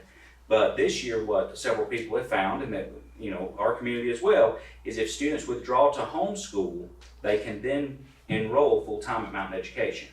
So years past, not last year, but before that, students could enroll directly into a Mountain Ed type program, not just Mountain Ed, from any Georgia public high school. Last year that was a little bit different, but then this year we're finding that if they withdraw to homeschool first, then they can kind of skip that step. So just looking at some of the possible factors as to why our numbers for this year are a little bit increased from last year. The next slide is the enrollment. So the last day of January over the years, we are a little bit lower in our enrollment, just like we have been every other month so far. So we're currently, well, not currently, at the end of January, we had 3,920 students enrolled in Pickens County schools. Again, our elementary, not all 3 elementaries, but 2 of the elementaries and then the junior high did have higher enrollment this year than last year in the same month. And this homeschool enrollment is just for the month of January. So it's kind of misleading because we just went from August to now, and we had a lot more kids, 26, 27. But in January alone, we did have more enrollments than we did have withdrawal to homeschool. I apologize, I'm trying to get through my pages as well. The school discipline data, this is the comparison for January. As Mr. Combs said, at the high school, they had 23 office discipline referrals in January, which is fantastic. But if you look across the board, our entire district had 99 fewer office discipline referrals this January than we had last January. Let me highlight that for a minute, Corey. When I used to work at the high school, I did ISS when I was a football coach. We had 23 disciplines in a good week, okay? Maybe less. That's really a good number. I mean, I know you guys are getting a lot of numbers thrown at you today. That's a really good number. I mean, 23, that means the whole school, 1,200 kids, 20 days. each. Only 23 times somebody got written up. That's significant for that size of a school. Briefly, Angela, for your benefit, because Larry had been doing it part of the time earlier in the year. We made discipline a point of emphasis coming into this year, so we saw more referrals early, and now we're reaping the benefits of it. Right. And the majority of those from the high school, I don't have the exact number off the top of my head, are for electronic devices. So that's with students with their cell phones out in classes. So most of these are not for things that could be as severe as some of the other referrals. And then on the right side, we see the major consequences, things that would take students out of the classroom. And last year we had 85 of the 208 had a major consequence. We barely have over 85 total, but 40 of the 109. So 37% of the office referrals resulted in the kids being out of the classroom in the month of January. And then the last slide I've got here is staff absences for December. Oh, that's January. I apologize. I did not change that. It's really January. Sorry, guys. But if you look, we did have more staff absences as a whole in the district by 2 than we had last year. But in parentheses, those are the teacher numbers. We had fewer teacher absences in January of this year than we did in last year. So any questions? Do our administrators, just a question, you may not know, I was hoping Matt was gonna stay, but that's okay. Do our administrators know how supportive we are of them in the area of discipline? I would say so. At the first kickoff leadership meeting after I spoke with you guys about the code of conduct, Dr. Thomas, and we had that meeting, Dr. Thomas very much was represented with you guys in your support. And I think we have highlighted that several times throughout as well. And they're comfortable with that. I mean, I don't want them to think that, well, the board says the discipline is important, but we're gonna call and we're gonna go over their head and we're gonna make sure that, our kid isn't, we wanna make sure that they know that we are supporting them 100%. We're not gonna try to talk them out of some discipline or whatever. So I just wanna know that they're comfortable in that. Does that make sense? The impression I've gotten always, for me personally, is yes, absolutely. They know that. So. And the principals communicate more through Dr. Thomas than the other people, and Dr. Thomas has made that clear to them, I know. And of course, he and the board are very supportive of this. And you're seeing the results of that right now, maybe even positive and negative. You may see some of the withdrawals are people that were going to alternative school and they withdrew because we were more apt to maybe do that than we've been in the past. But you're also seeing the culture of the school maybe going up a little bit. You're seeing less discipline because they know they are going to get punished. So all for better and worse, you're seeing the results of that, which I think actually started even maybe a year ago. Maybe I know we harped on it being a year, but I think you guys were supporting them last year too. Is what I think. It just takes a year and a half for some to see a result on something like that. All right, thank you, Mr. Thompson. At this time, we'll turn it over to our Assistant Superintendent, Mr. Chris Parker. In our strategic plan, goal area 4 is organizational and operational effectiveness. And Mr. Parker, as well as our CFO, Ms. Smith, will be sharing some information on our upcoming budget. And then Mr. Parker will give us a brief update on our facilities. Yeah, so you guys have a thing that looks like this, and we're going through this because it's very tedious, and there is some personnel stuff on there, so we can't post right now on that, but I can go through it and you can ask questions. So if you look on page 2, you'll see a staffing timeline. You guys look through that. It's just telling you how we're going to get the budget staffing improved. You guys know how the budget works. Around 90% of the budget is people, right? So even when we're talking about all this other stuff, that's only about 10% of the total budget. 90% is people's salary. So the first part of the budget discussion is how many people can we have, right? And what you do is figure out what we can afford, but look at what other people do. So what we're gonna go through today is a little more of a salary study, telling you this is what our people do, it's how many we've got, it's what they make, things like that. But you see the timeline here for the way we have certified employees and we have classified employees. You guys understand that? Certified people are teachers, right? Or people even like me that were a teacher or certified, they have to be handled in one way. There's a state law that says they have to get contracts and we have to give them to them by this time. And so there's a process for that. It's in this timeline. And then there's a process for our classified employees who we treat equally as important, but they do have a different process, right? Because they don't have a contract. If you see on page 2 at the bottom, it's talking about the retention data. So to Amy's point, that's talking about staff retention, and I can get this information to you guys because this I can share. So 2 years ago, 85.7% of the people came back the next year in 2023.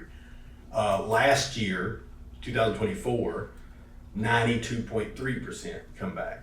That's a positive.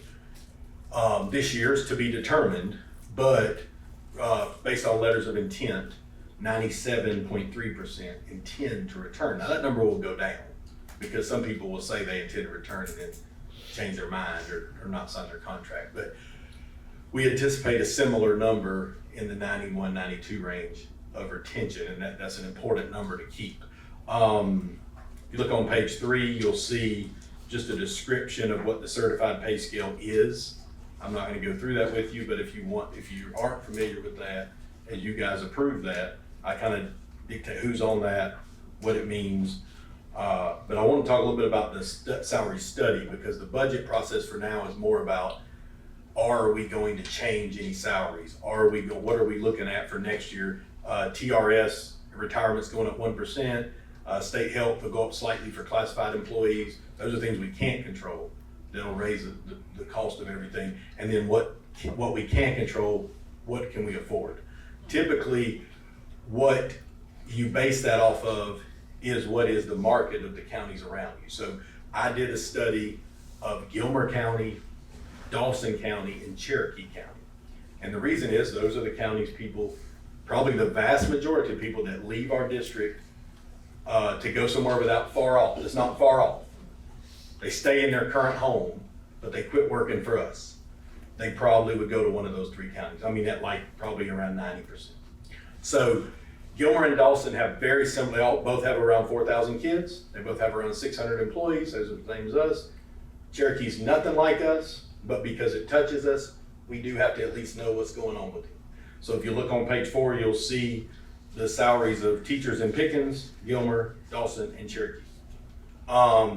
I have highlighted between Pickens, now Cherokee wins every time. You can put that in the paper. Cherokee wins every time. So they're the kings, the champions, the all-time champs of this 4 group of people's salaries. We can't really compete with them. Their tax digest is different. They're paying local money way more than we can. But I thought it was important for you to see it. But I did think we want to compete with Dawson and Gilmer and be as competitive as we can be. If you look at teacher, certified scale, Dawson County traditionally has the highest. And so everything that's highlighted green is the best between Pickens, Gilmer, and Dawson. I did want to point out, Pickens, we go to step 25 on a certified scale. Mr. Gartrell, I know was where we started that, and all you guys have helped us get to step 25. The state only has 21 steps. So when you're in your 21st year as a teacher, till you get to your 30, there's no raises for the state. The local district has to come in and add something if you want, but it's all local money. Gilmer stays at 21, Dawson goes to 23, we go to 25. So all the way to your 25th year teaching, you would continue to get a raise. We're proud of that. And our local supplement right now is 12%, which is the same as Gilmer, and Dawson a little bit higher. So if you look below that and you see the history of the position, that's what those same people made in FY22, 23, 24, 25, and if you raise the local supplement 26, what it would look like. So now that page only, do you guys have any questions?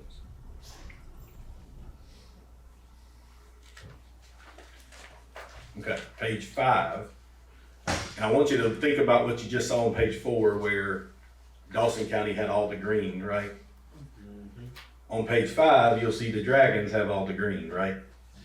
So what that means is our classified pay, and for you guys listening to this, we're talking about parapros, custodians, food service, receptionists, clerical staff, maintenance, bus drivers, nurses, technology specialists. Those are what we would call classified scale people. It just means they're not a teacher. They don't have a teaching certificate. Right now, Cherokee's higher than us in most every area, but out of Pickens, Gilmer, and Dawson, as you can see, we have the highest paid employees of those groups. Now, could the boards change that for next year? Sure. But as of today, this is off of their e-board, stolen off of their e-board, reference below, you know, that this is what they pay. Now, I know you guys get a lot of people talking to you about people's pay. That's a common thing. Nobody gets it more than me, right? We would love to pay people more. This does not mean because we're at the highest, we want to not pay them more. It's actually the opposite. We want to pay them as much as we can. But I think it's fair to say we want to set the market in that, and it's fair to say we are. So I guess I want you to see that and see. Now what I did was I took the lowest possible salary somebody could make, and then I took the highest possible salary somebody could make in those 3 counties and put it together. So you can kind of see. Now, is there any questions about anything on this page? Okay, next page. This is the same positions, but that history thing. So I want you to see where we were in 2020-21 school year. I had initiated, with the help of Amy, a classified pay scale. Because before we didn't have a real structure to pay these people, we just paid, you know, the parapros this. We didn't have a way to get them on a scale like the teachers. We came up with one, you guys approve it every year. Since that day, these are the increases. So like I'll highlight some for you. You know, if you look at something like, let's see, I'll pick one second here. So like you take something like food service, they were making $9.96 an hour in 2020-21. Starting, now it's 15. That's a 51% increase. The high end is an 81% increase. Now inflation is bad, guys, but we have tried to match that on this side. And you can see those percentages. You can see that most of those are above, you know, the consumer price index of inflation. So our bus driver pay went from $16 an hour in 2019 to $22.25 now, which is a 40% increase to start. And you know, bus drivers is a job where we obviously need a lot of them. CDLs are hard to come by, makes it by nature a hard group to attract. And we got the best pay in North Georgia for starting out bus drivers. We do. So appreciate the board's ability to let us do that. If you look at, does anybody have a question about that? Look at page 7. You'll see the same thing for leadership. Every school pays their leadership slightly different. This could be, it starts out, we're talking about district leadership. The next page 8 and 9, or 8, I think, are principals and assistant principals. Each slightly different, but you'll see the trend being that Dawson County certified people, or the leaders are usually paid a little bit higher. Us and Gilmer around the same, maybe us a little bit higher than Gilmer. And Cherokee, the kings, the champs, you know. If you look on page 10, you'll see the substitute pay. It's another group. So we have certified, which is mostly teachers, classified, which is everybody else, leadership, which would be principals, APs, or district leaders, and then substitutes. It could be a substitute bus driver, food service, substitute teacher, whatever. What do those people pay? And so I did the same thing with their pay. And that, on that note, page 10, is the last page of that study. And then we put some pay scales in there, which we're not asking you to vote on yet. That would be in like June. These are just giving you the idea of where those numbers are pulled from. So that 11th and 12th and 13th, and there's some supplements, are all the things that you would later in May or June be voting upon. Okay, and if we want to change them, you guys would give us the guidance to change them, you understand? That's just how they are now. Okay, so there's just like some references or some appendix of the stuff that you saw in that study. So this is really step 1 of about 20 steps to get where we need to be in April or May to get the budget. But we want to always do a salary study. We want to know where we stand. I don't know right now that we're necessarily asking you to do anything better or worse or anything else to this.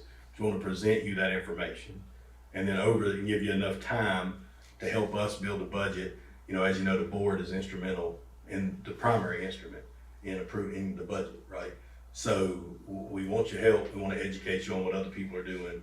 And so I hope we did that. And then if there's more you need out of a salary study, I'm obviously open to that too.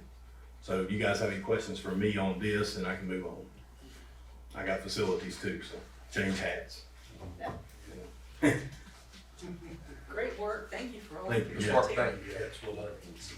Very good. So I'm gonna be brief on my facility update. I got Stacy here, Stacy Williams. Stacy done a great job running projects. I mean, I jokingly talked about changing hats, but that is what I got about 9 or 10 hats, and I can't really do them all well. So people like Stacy are having to help, and so Stacy's on the ground with some of this. So if you have a question, he may can answer. But I want to on next Thursday night, the 13th, when we have a regular meeting, and I do my normal construction update. I haven't done it in the last few months the old way. You know, we let somebody else have that time. But I think I'm gonna bring a little more detail of what we're working on with the track and with the ag barn and with the phase 2 remodel. And, you know, we'll have a few PowerPoint slides and some stuff like that. But I thought today, because I knew it'd be a little longer, I just want to be brief and show you a couple videos of the drone shots we did.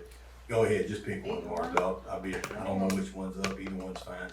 So this was some drone shots. Actually, Jacob Pear, one of our techs, good guy, made this for us, worked with Jennifer Wilson. This is gonna show you, is it moving yet? This is in the back where that new field is. This is for effect. You know, we got some people that are really into making something look good around here. So this is talking about the new track, this part, and then we're talking about the grow out barn. So we're adding an 8th lane, as you guys know, right? That's not your normal track remodel. It's not your normal just put down some more floor, some more track. There's a lot of construction work. Working with Matt Combs has been great. Stacy's been great. Carol Daniels been great about trying to not disrupt kids. I think you can see kids out there on the field just coincidentally. They're having track practice, they're having soccer practice, and we still marked off enough areas where we can still work too. You know, we don't want to put anybody out by this construction. So you see there's a fence around the outside few lanes. That concrete now has all been broken up, right, Stacy? This picture was taken about 3 days ago. It actually looks a little different now. But you'll see what the plan is. You take that 6 where it says 6 lane, you're gonna move it out 3 feet. Okay, all the way around. And that fence, they're gonna be able to do that around that fence without disrupting. They're gonna be able to use the first 4 lanes for track practice and then use that field for track practice. And then soccer can still be on the main field. And they can have soccer games and things like that without being disrupted. And honestly, guys, that's rare. Like, I mean, the combination of the construction company, the principal, and Mr. Williams did an awesome job of coordinating that, because typically the people come in and just want to shut a whole place down and not let it, and make us play soccer somewhere else, or not start until after soccer season, which will then make you guys be past your deadline. And you know, there's all these different things that have to work there. And I commend Stacy on organizing all that. This is the ag barn part of it, so you can kind of see what's happening. Remember, these 2 projects are running concurrently with one RFP you guys have already approved. So behind the current agriculture facility, there'll be a grow out barn back there taking the place of what they had. And they cleared the land already. There's actually even a little more done back there now, but this was about 2 or 3 days ago. And we just want to show you what we're doing. I don't know that they're clearing a space back there. They're gonna pour some pads, they're gonna put a building on top of it, right? I mean, it's that simple. But they gotta run some power and water out there and things like that probably next. But you wanna say it while we're in the work session mode, I guess maybe easier than the regular meeting. So you wanna say anything about that? I mean, just as an update, they'll probably pour that pad next week. We ordered the building right after the approval in the January meeting. That building's scheduled to be delivered the ending part of March. It'll take about a week and a half, 2 weeks to construct it, but it is due to be finished. The ag facility is due to be finished the last week of May, actually, right before school ends. It'll be finished. And then the track piece that Mr. Parker showed you, we'll have everything on it finished before the end of school, except the demoing of the old track, the laying of the new surface, and the painting of the stadium. So all of the new fencing, the lane will be poured, the new contract, drains moved, visitor stands moved back, that concrete pad's already poured. Everything will be done before the end of school except demoing the old track, laying of the new surface, and the painting of the stadium. And they'll do that right after graduation. Put that in a way y'all understand. All them blue fences, Amy, they're not gonna be there on graduation. Oh no. No, I mean, your son's graduating. I want you to know, we're not gonna have a bunch of fences out there on graduation. I won't see him because of the tears. But, the plan is to get all that construction done before graduation. That's right. It'll look like just a concrete lane around, right? Then we'll have graduation. Then after graduation, they'll come in and tear up all the track surface part, lay down the new one.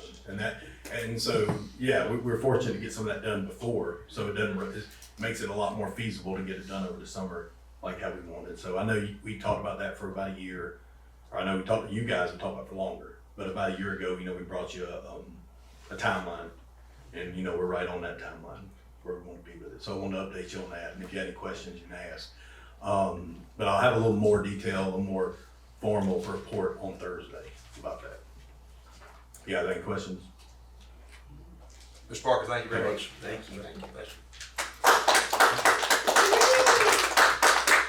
And the last item on our work session agenda, before we go into executive session, Mr. Chairman, is just a reminder of our board training hours. Everyone is required to have 9 hours by the end of June. And so you see in your packet just how everybody is looking right now.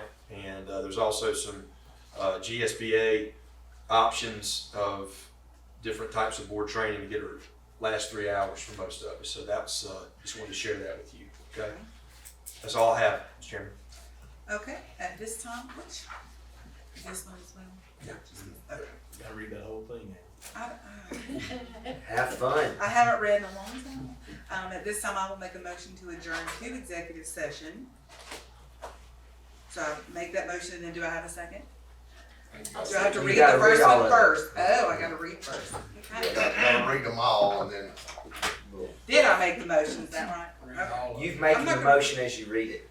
Okay. Read one and then. Thanks, Joe. I should have paid more attention. All right, so the undersigned chair presiding officer under oath certifies that at a meeting of the Pickens County Board of Education held on 2/7/2025, the meeting was closed as permitted by the Open Meetings Act of Georgia. The only matters considered or discussed during the closed portion or executive session of this meeting are as checked below.